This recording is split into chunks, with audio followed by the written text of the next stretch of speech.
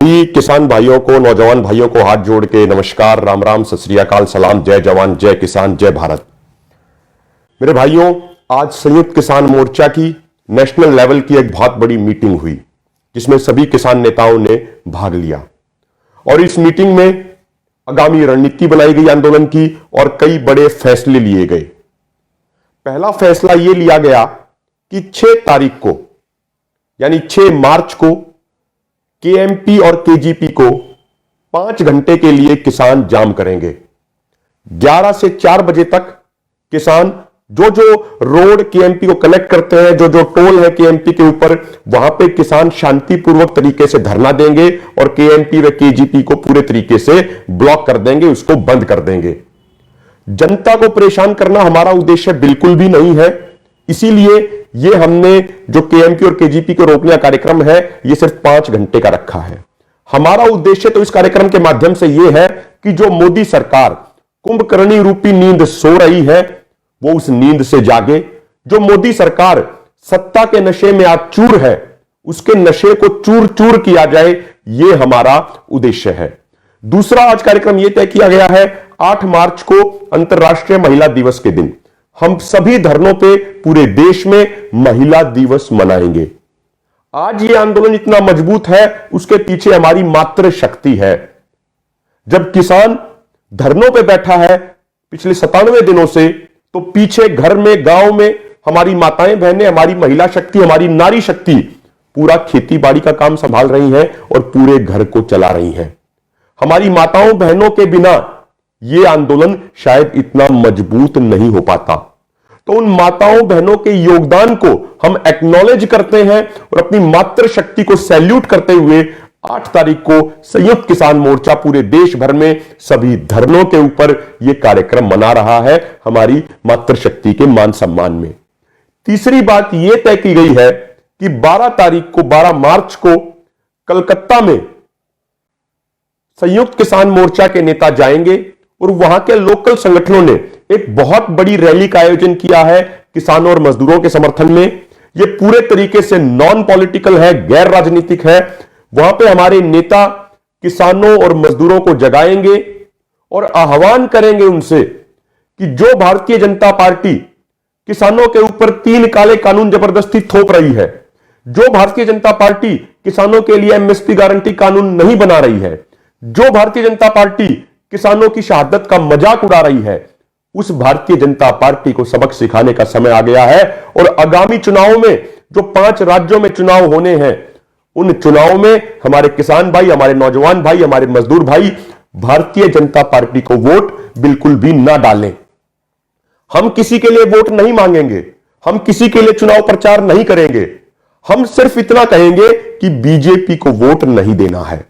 और हम एक बात और कह देते हैं, यदि बीजेपी हमारी दोनों मांगों को पूरा कर देती है, ये तीनों काले कानून वापस ले लेती है और किसानों के लिए एमएसपी गारंटी कानून बना देती है, तो हम अगले ही सेकंड अपना आंदोलन भी खत्म कर देंगे और हमें कोई बंगाल में या कोई असम में जाने का और वहां पे प्रचार करने का कोई शौक नहीं है।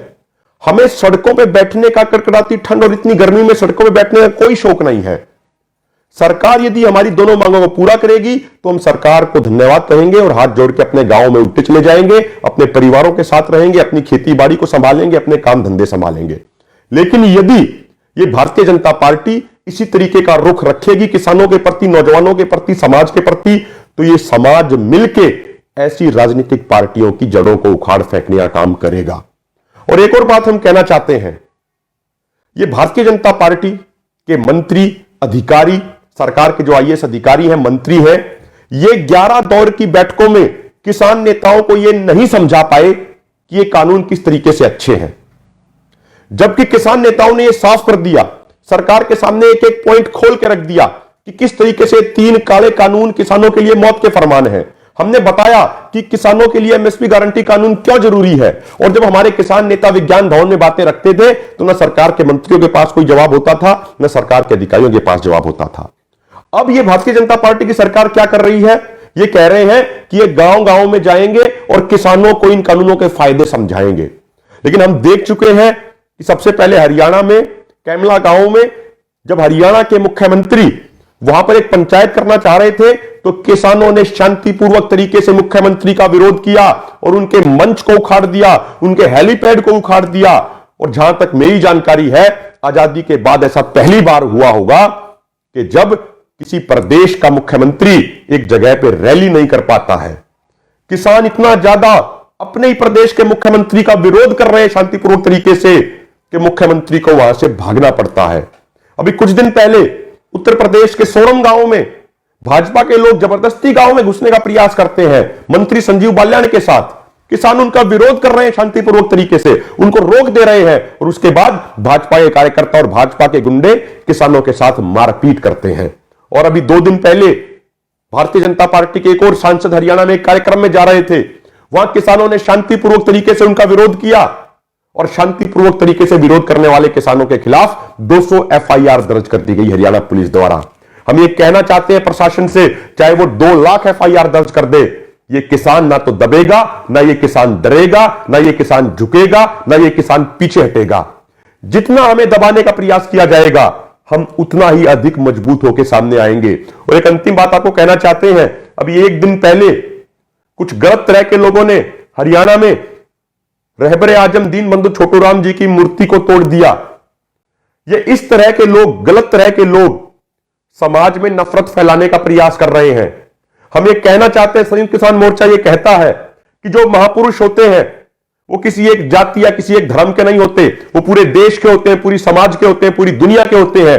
और इसीलिए आप देख रहे होंगे कि सभी महापुरुषों के शहादत दिवसों और जन्म दिवसों को संयुक्त किसान मोर्चा बड़े धूमधाम से मना रहा है। तो अब जरूरत है कि जिन लोगों ने चौधरी छोटू राम जी की मूर्ति के साथ छेड़खानी की है, उन लोगों को बेनकाब किया जाना चाहिए और उसकी जांच होनी चाहिए कि ऐसे कौन लोग हैं जो समाज को बांटना चाहते हैं, जो समाज में नफरत फैलाना चाहते हैं। हम यही विनती करेंगे अपने समाज के सभी लोगों से कि हमें किसी भी तरह के उकसावे में नहीं आना है, हमें शांतिपूर्ण रहना है और जो लोग गलत तरह की हरकतें कर रहे हैं, समय आने पे उनको एक एक करके बेनकाब करेंगे और वो बेनकाब होंगे। तो सभी किसान भाइयों का शुक्रिया। और एक मैं विनती करता हूं कि किसान एकता मोर्चा आपकी खुद की आवाज है। ये कोई राजनीतिक पार्टियों की तरह कोई पेड आईटी सेल नहीं है, ये आपकी खुद की आईटी सेल है। तो आप किसान एकता मोर्चा के पेज को अधिक से अधिक लाइक कीजिए, अधिक से अधिक शेयर कीजिए और सभी वीडियोस को अपनी जिम्मेदारी मान के मिशन मोड में आके इन सभी वीडियोस को अधिक से अधिक व्हाट्सएप ग्रुप में भेजिए, अधिक से अधिक फेसबुक के ग्रुप्स में भेजिए। और मैं धन्यवाद करना चाहता हूं जो किसान एकता मोर्चा की आईटी सेल के जो नौजवान हैं, जो दिन रात मेहनत करते हैं हमारी बात को करोड़ों लोगों तक पूरी दुनिया और देश में पहुंचाने के लिए, उनका भी हम हाथ जोड़ के बहुत धन्यवाद करते हैं। जय जवान, जय किसान, जय भारत। नेशनल दस्तक की आपसे गुजारिश है कि अगर इसको बचाना चाहते हैं तो नेशनल दस्तक को सब्सक्राइब करने के लिए रेड कलर के सब्सक्राइब बटन को दबाएं, फिर बेल आइकन की घंटी दबाएं। नेशनल दस्तक को बचाने के लिए बहुत जरूरी है कि हर खबर को शेयर करें, लाइक करें, कमेंट जरूर करें।